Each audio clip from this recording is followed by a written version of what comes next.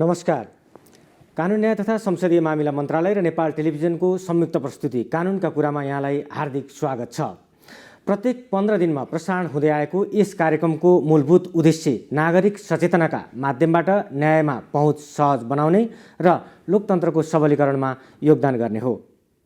कार्यक्रमको आजको श्रृङ्खलामा कानुन न्याय तथा संसदीय मामिला मन्त्रालयले गरिरहेका कामका बारेमा चर्चा गर्नेछौँ।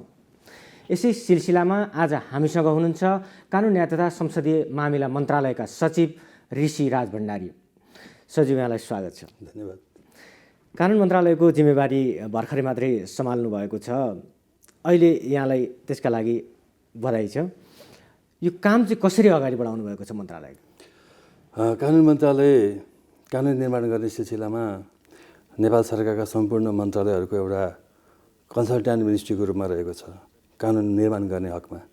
किन जति पनि मन्त्रालयका अथवा नेपाल सरकारका जति पनि कानुनहरू तर्जुमा गर्नुपर्ने कुराहरू हुन्छन्, त्यो विभिन्न मन्त्रालयले आफ्नो सेक्टरबाट उठान गरे पनि यसलाई ऐनको रूपमा लानेसम्मको काम, त्यो काम फेसिलिटेट गर्ने, त्यसलाई कन्सल्टेन्सी नै भन्ने किसिमको त्यो काम गर्ने चाहिँ हाम्रो लिगल कन्सल्ट्यान्टको रूपमा, गभर्मेन्टको लिगल कन्सल्ट्यान्टको रूपमा चाहिँ हामीले कानुन मन्त्रालय मान्ने गरेका छौँ। यो अब कानुन मन्त्रालयले यो मौलिक हक कार्यान्वयनको कुरा चाहिँ यो पटक पटक आउने गरेको छ। अहिले त्यो कार्यान्वयनको अवस्था कस्तो छ?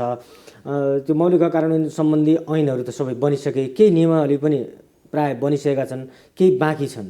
ती बनाउने प्रक्रिया अहिले कहाँ पुगेको छ? संविधान जारी गरेपछि नेपालको संविधानले मौलिक हकको सम्बन्धमा जे जस्तो प्रत्याभूति गरेको छ, त्यो प्रत्याभूतिलाई व्यवहारमा लागू गर्नको लागि सर्टेन कानुनहरू बनाउनु पर्ने जुन आवश्यकता थियो, त्यो आवश्यकता अनुसारको कानुनहरू बनिसकेका छन्। त्यो हामीलाई संविधानले दिएकै सीमारेखाभित्र हामीलाई जुन संविधान जारी भएको हुनाले जारी भइसकेपछिको मौलिक हकलाई प्रचलन गराउने कानुनहरू संविधान जारी भएको मितिले 3 वर्षभित्र बनिसक्नुपर्छ भन्ने जुन संविधानमा व्यवस्था थियो, त्यसै अनुसार हामीले 75 सालको असोज महिनाको 2 गते हाम्रो चाहिँ 3 वर्ष भन्ने डेडलाइन थियो। त्यही दिन हामीले 16वटा ऐनहरू, मौलिक हकसँग सम्बन्धित ऐनहरू नेपालको लिगल हिस्ट्रीमा एउटा माइलस्टोनको रूपमा त्यो दर्जिन्छ। एकै दिन हामीले 16वटा ऐनहरू पास गरेका छौँ र त्यो ऐन अन्तर्गतको नियमहरू, त्यो ऐनलाई कार्यान्वयन गर्नको लागि फेसिलिटेट गर्ने आवश्यक अन्य टुलको रूपमा नियमावली जो बनाउनु पर्ने हो, त्यो नियमावलीहरू पनि हाम्रो बन्ने क्रममा छ। केही बनिसकेका छन्, केही बनाउनुको लागि चाहिँ सम्बन्धित निकायले प्रारम्भिक कामहरू पनि गरिरहेका छन्। यो मौलिक हक कार्यान्वयनमा चाहिँ कुनै चुनौती त्यस्ता देखिएका छन् कि छैनन् अहिलेको सन्दर्भमा? अब मौलिक हक कार्यान्वयन गर्ने सम्बन्धमा चुनौतीको कुरा गर्दाखेरि कतिपय कुराहरू त हाम्रो कानुन बनेर मात्रै भएन, कानुनमा के छ भन्ने कुराहरू बुझ्ने हाम्रो स्टेक होल्डर कति छन्, त्यो स्टेक होल्डरमा नलेज कति छ, मौलिक हककै बारेमा जानकार राख्ने व्यक्तिहरू, नेपाली नागरिकहरू कति छन्, त्यो एउटा कुरा रह्यो। हामीले राज्यले कानुन मात्रै बनाइदिएर भएन, मौलिक हक सम्बन्धी कानुन हामी बुझ्नेले मात्रै बुझेर मात्रै भएन, त्यसका स्टेक होल्डर जसको लागि बनाइएको, त्यसका उपभोक्ताहरू सबैले कुरो बुझ्नुपर्ने हुन्छ र स्वयं उपभोक्ताहरू जागरुक भयो भने त्यसलाई कार्यान्वयन गर्नलाई सजिलो हुने हो। अब मौलिक हकसँग सम्बन्धित जस्तो घाँसका कुराहरू, स्वास्थ्यका कुराहरू, रोजगारका कुराहरू, हैन, जति पनि मौलिक हक संविधानले प्रत्याभूत गरेको छ, त्यसका कन्ज्युमरहरू पनि सचेत हुनुपर्छ। यसको मतलब उहाँहरू सचेत नभएको कारणले त्यो मौलिक हक सम्बन्धी कानुनहरू चाहिँ ऐनमा नै सीमित छ भन्ने कुरा होइन। त्यसलाई कार्यान्वयन गर्नको लागि पनि सरकारका विभिन्न मेकानिजम छन्, विभिन्न माध्यम मार्फत त्यसलाई हामीले चाहिँ कार्यान्वयनको रूपमा नै हामीले अगाडि बढाइरहेका छौँ। हजुर, यो मौलिक हकका बारेमा आम नागरिकलाई जानकारी दिनका लागि या यस्ता हक अधिकारहरू छन्, हामीले ती प्रयोग गर्नका लागि यो बाटो अवलम्बन गर्नुपर्छ भनेर आम नागरिकलाई चाहिँ कानुन मन्त्रालय कसरी जागरुक बनाउँदैछ? यो एकदम सही कुरा गर्नुभयो। अघि मैले भने कानुन बनाएर मात्रै भएन, कानुनको हामीलाई खाँचो छैन, तर कानुन बनिसकेपछि त्यसको चाहिँ प्रयोग अथवा कार्यान्वयन गराउने चाहिँ माध्यम के हुन्, त्यो एउटा मेजर कुरा छ। त्यसमा चाहिँ हामीले अब विभिन्न माध्यमहरू प्रयोग गर्ने गरेका छौँ। जस्तै कि हामीले अब विभिन्न मिडियाहरूलाई प्रयोग गर्ने, सचेतनाका कार्यक्रमहरू, अवेरनेसका कार्यक्रमहरू, पब्लिसिटीका कुराहरू, तीमध्ये एउटा जस्तै यही कार्यक्रम पनि तपाईँको कानुनका कुरा। अब रेडियोमा टक प्रोग्रामहरू हुनसक्छ, स्कुल कलेजतिर विद्यालयतिर पनि हामीले कानुनको बेसिक कुराहरू, मौलिक हकका बेसिक कुराहरू हामीले विद्यालयदेखि नै, हामीले विद्यालय शिक्षादेखि नै हामीले इन्ट्रोड्युस गर्न थालेका छौँ। अब हायर लेभलमा पनि हामीले कानुनका विषयलाई एउटा अनिवार्य अङ्गको रूपमा अगाडि बढ्दै गएको छ। त्यो बाहेक अरू विभिन्न सरकारी लगायत अन्य गैर सरकारी संस्थाहरूले पनि कानुनको सचेतताको कार्यक्रमहरू, चाहे महिला कानुनी साक्षरताको कार्यक्रम होस्, चाहे विभिन्न वर्गलाई टार्गेट गरेर बनाएको कानुनको पब्लिसिटी गर्ने, प्रचार प्रसार गर्ने कुरा होस्, त्यसलाई विभिन्न गैर सरकारी संस्थाले पनि अगाडि बढाइरहेको हुनाले यो बनिएका कानुनहरूका स्टेक होल्डरहरूले विभिन्न माध्यमबाट, सरकारी माध्यमबाट, गैर सरकारी माध्यमबाट, सरकारी माध्यमका विभिन्न टुल्सहरू प्रयोग गरेर हामीले उहाँलाई सचेत गराउने र यसको बेनिफिट पाउने हामीले उपायहरूको अवलम्बन गरिरहेका छौँ। यो कानुन कार्यान्वयनको सिलसिलामा प्रदेश र स्थानीय तहहरूसँग चाहिँ यहाँहरूको समन्वय कसरी हुन्छ? अहिले अब संहिताको मोडेलमा चाहिँ सङ्घले आफ्नै किसिमको कानुनहरू बनाउने सर्टेन अधिकार दिएको छ संविधानले। प्रदेशले सर्टेन अधिकारहरू पाएका छन् र त्यो पाएका अधिकारहरू अनुसार प्रदेशले पनि कानुन बनाउने हो अनि स्थानीय निकायले पनि बनाउने गरेका छ। अब हाम्रो संविधानले नै जुन दिएको अधिकार छ, जुन संविधानमा जे कुरा उल्लेख गरिएको छ त्यसअनुसार हेऱ्यौँ भने हामीले सङ्घले नै कानुन बनाउनु पर्ने विषय भनेको हामीले 110वटा विषय, 110वटा कानुन होइन, 110वटा विषयमा हामीले कानुन बनाउनु पर्ने सङ्घले त्यो छ। प्रदेशले पनि 22वटा विषय जस्तो लाग्छ मलाई। प्रदेशले 22वटा विषयलाई आफ्नो प्रदेशभित्र एप्लिकेसन हुने गरी कानुन बनाउनु पर्ने देखिन्छ। त्यस्तै स्थानीय निकायले पनि 5-6वटा विषयमा ऐन बनाउनु पर्ने देखिन्छ। अब जहाँसम्म प्रदेशको सरकारले कानुन बनायो कि बनाएन, स्थानीय निकायको सरकारले कानुन बनायो कि बनाएन, अथवा बनेको कुराहरू कस्तो किसिमले बन्यो भन्ने कुरा जुन तपाईँको जिज्ञासा हो, त्यसमा हामीले चाहिँ एउटा कुरा त हामीले कोअर्डिनेसनको कुरा छ होइन, सङ्घ र प्रदेश र स्थानीय निकाय, सङ्घ र स्थानीय निकाय अथवा सङ्घ, प्रदेश र स्थानीय निकाय बिचको कानुनको तर्जुमा गर्ने क्रममा चाहिँ हामीले एउटा मेकानिजम डेभलप गरेका छौँ जसले चाहिँ एउटा कोअर्डिनेसनको काम गर्छ। यो हाम्रो कानुन मन्त्रालयकै हाम्रै जनशक्ति प्रयोग गरेर र प्रदेश सरकार र स्थानीय सरकारको बिचमा कानुन निर्माण गर्ने जो जनशक्ति हो त्यो जनशक्ति बिचमा हामीले आपसी समन्वय गर्ने हामीले मेकानिजम डेभलप गरेका छौँ। हजुर, यो कानुन निर्माणका लागि चाहिँ यी कुराहरू गर्नुभयो। त बनेका कानुनहरू कार्यान्वयनका लागि चाहिँ प्रदेश र स्थानीय तहसँगको समन्वय कस्तो छ?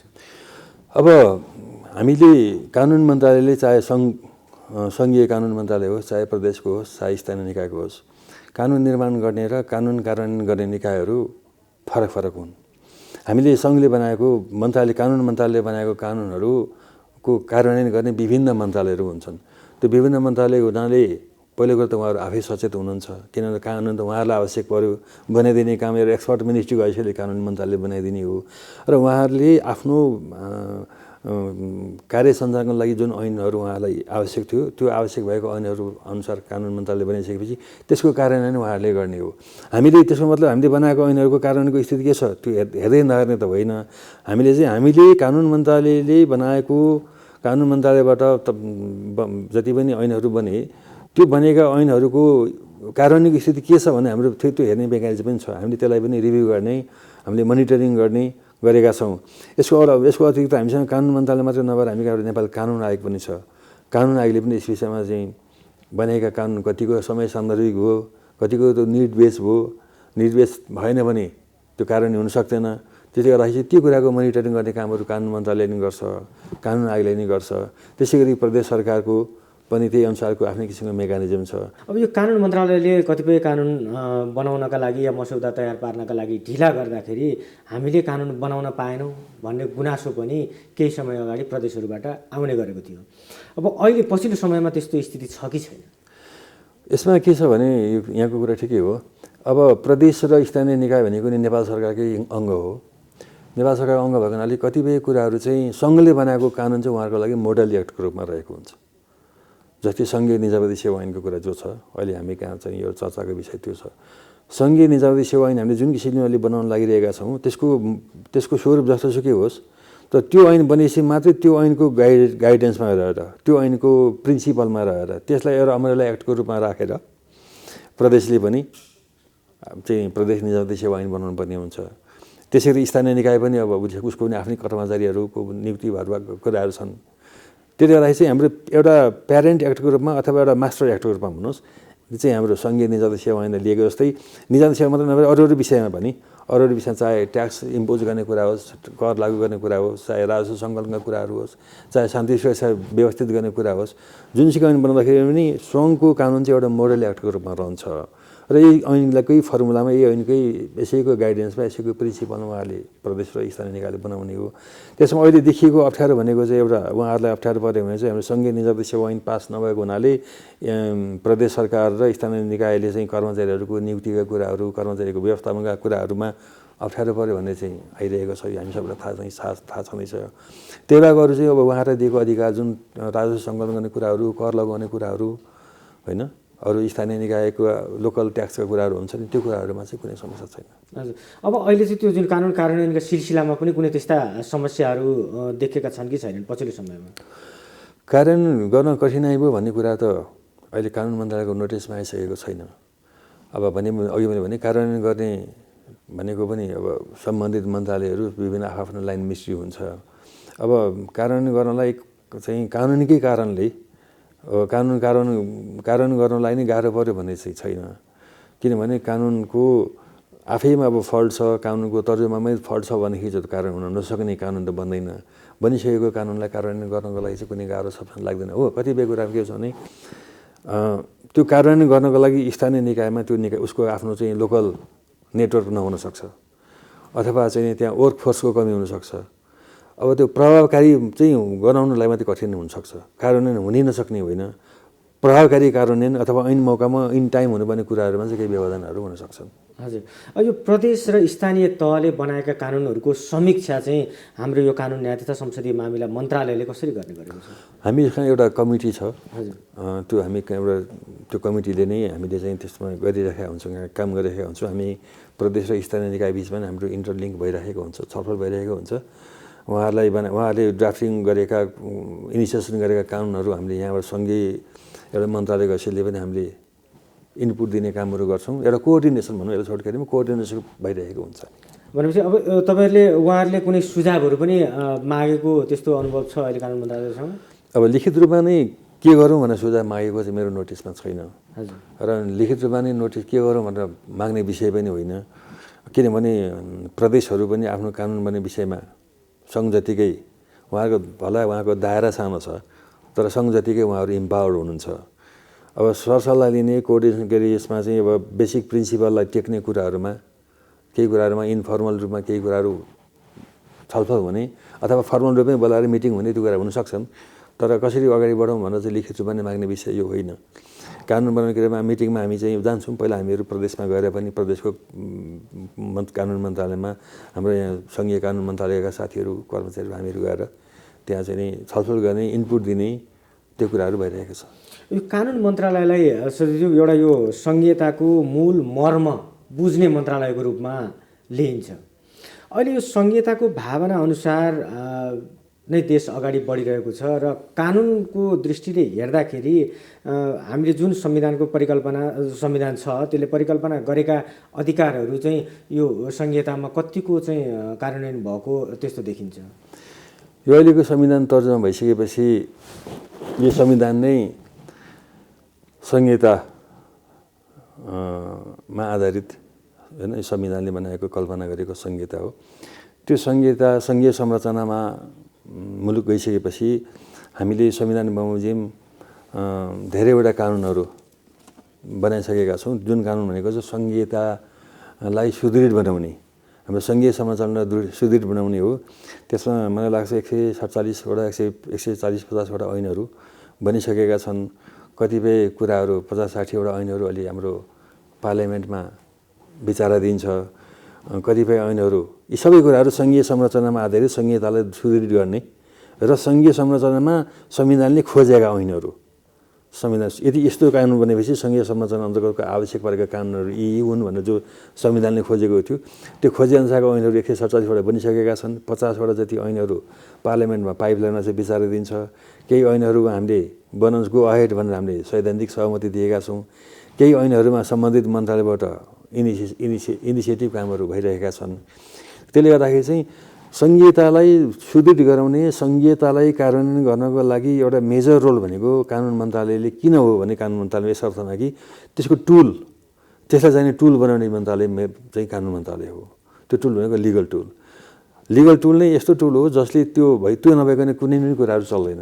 सुशासनका कुरा होस्, चाहे राज्य सञ्चालन गर्ने कुरा होस्, चाहे प्रदेशले आफ्नो प्रदेशभित्र कार्यान्वयन गर्ने कुरा होस्, हरेक काम राज्यका हरेक काम एक्टिभिटी गर्नलाई त कानुन चाहियो।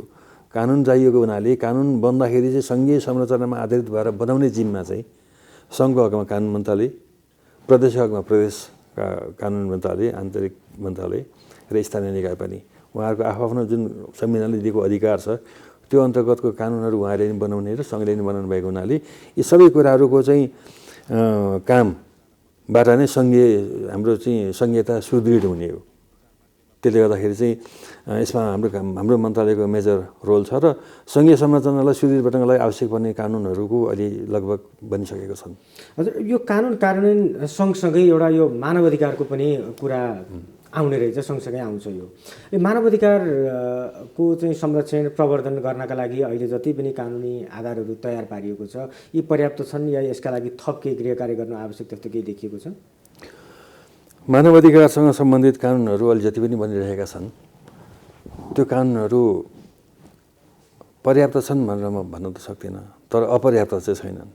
पर्याप्त छन् भने किन भन्न सक्दिनँ भने यो चाहिँ समयले नै यसको चाहिँ आवश्यकतालाई चाहिँ बोध गर्ने हो।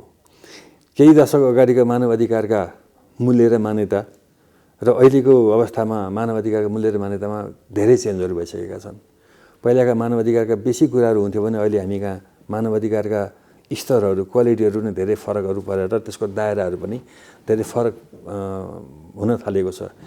तर अहिलेको गिभन सिचुएसनमा हाम्रो अहिलेको एक्जिस्टिङ सिचुएसनमा मानव अधिकारको जुन स्तर छ त्यो स्तरअनुसारको हाम्रो कानुन चाहिँ कानुनले त्यसलाई एड्रेस गर्न सकेको छ कि छैन, अथवा त्यसमा आवश्यक पर्ने कानुनहरू तर्जुमा भइसकेको छ कि छैनन् भने तपाईँको जिज्ञासा हो भने हामीले मानव अधिकारको कार्यान्वयनको लागि संविधानले जुन जुन हामीलाई मानव अधिकार, संविधान लगायत अन्य प्रचलित कानुनले जुन हामीलाई अधिकारहरू मानव अधिकारसँग सम्बन्धित छन् ती कुराहरू कार्यान्वयन गर्नको लागि हामीले ऐनहरू बनाइसकेका छौँ।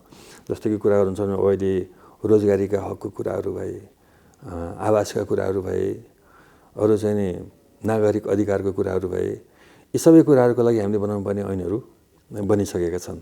अब सामाजिक सुरक्षाको हकहरू, त्यसमा चाहिँ अब सामाजिक सुरक्षाभित्र पनि धेरै कुराहरू पर्न सक्छन्। दलितका कुराहरू, भूमिहीनहरूको भूमिको राइटको कुराहरू, डिसेबल पिपुलहरूको राइटको कुराहरू, यी जम्मै कुराहरू चाहिँ मौलिक अधिकार प्लस मानव अधिकार। तर अब यो डिसेबलहरूको अधिकारको कुराहरू, दलितको अधिकारको कुराहरू हैन, यो चाहिँ मानव अधिकारसँग मोर रिलेटेड देखिन्छ। त्यसले त्योसँग सम्बन्धित विषयको ऐनहरू हामीले तर्जुमा गरिसकेका छौँ। हजुर, यो राज्य सञ्चालनका लागि आवश्यक सम्पूर्ण ऐन कानुनहरू बनाउने जिम्मेवारी कानुन मन्त्रालयको छ। अब यसका लागि थप केही कानुनहरू अहिले बनाउनु पर्ने आवश्यकता देखिएको छ कि छैन सरज्यू? अघि मैले यहाँलाई सुरुमा भने अहिले हाम्रो संविधान बमोजिम संविधान कानुन बनाउनुको लागि दुई तिनवटा कुराहरू हामीले हेर्नुपर्ने हुन्छ। एउटा कुरो हाम्रो मूल कानुन संविधानले कुन कुन विषयमा ऐन बनाउनु भनेर उसले प्रेस्क्राइब गरेको छ त्यो कुरा अन्तर्गत एउटा ऐन त्यो बन्दछ। अर्को विषयमा चाहिँ सुप्रिम कोर्टले आदेश गरे हुन्छ, फैसला गरे हुन्छ कि यस विषयमा कानुन बनाऊ भनेर, त्यो आधारमा नै अर्को कानुन बन्छ।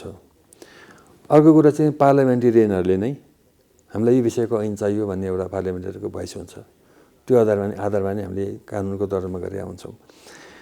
त्यसले गर्दाखेरि चाहिँ हामीलाई कुन कुन कानुनको आवश्यकता पर्छ भन्ने कुराहरू चाहिँ अहिलेको हकमा चाहिँ यति ऐन पर्याप्त छ भनेर हामी भन्न सक्दैनौँ।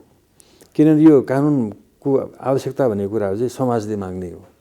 समाजले कस्तो किसिमको कानुनको आवश्यक ठानेको हुन्छ त्यो समाजको भोइस। अन्य निकायहरूले पनि कानुनका आवश्यकता महसुस गरे पनि यहाँहरूसँग चाहिँ अनुरोध गर्ने र त्यसभन्दा पछाडि कानुन निर्माण गर्ने समाजको भोइस भने जुन अघि मैले पार्लियामेन्टसँग पुर्याएँ त्यो समाजको भोइस नै रिफ्लेक्ट गर्ने न्यायपालिकाले सर्वोच्च अदालतको फैसला मार्फत, यतातिर हाम्रो जनप्रतिनिधिले पार्लियामेन्टमा गएर चाहिँ आवाज निकाल्ने उठाउने कुराहरू र कतिपय कुराहरू चाहिँ हाम्रो कानुन आयोगले पनि स्टडी गर्छ कि राज्यमा कस्तो किसिमको कानुनको आवश्यकता छ। कानुन आयोगको म्यान्डेट पनि त्यो हो कि भइरहेको ऐन कतिको समय सापेक्ष छ, त्यसमा सुधारको सम्भावना छ कि छैन, एउटा त्यो। अर्को कुरो चाहिँ राज्यमा कस्तो कस्तो किसिमको कानुनको ग्याप छ, त्यो ग्यापलाई स्टडी गरेर अनि कानुन आयोगले पनि त्यसलाई त्यो ग्यापलाई फुलफिल गर्ने क्रममा कानुनहरू तर्जुमा गरिरहेको हुन्छ भने अब कानुन मन्त्रालय चाहिँ खास गरी लाइन मिस्ट्री विभिन्न सेवा प्रवाह गर्ने मिनिस्ट्रीहरूले आवश्यक ठानेका त्यसको अल्टिमेट ठोकिने कुरा त फेरि नागरिकमै गएर हो, कन्ज्युमरमा नै हो। उहाँहरूकै आवश्यकता अनुसार सम्बन्धित लाइन मिनिस्ट्रीले चाहिँ इनिसिएसन लिएर आउने हो।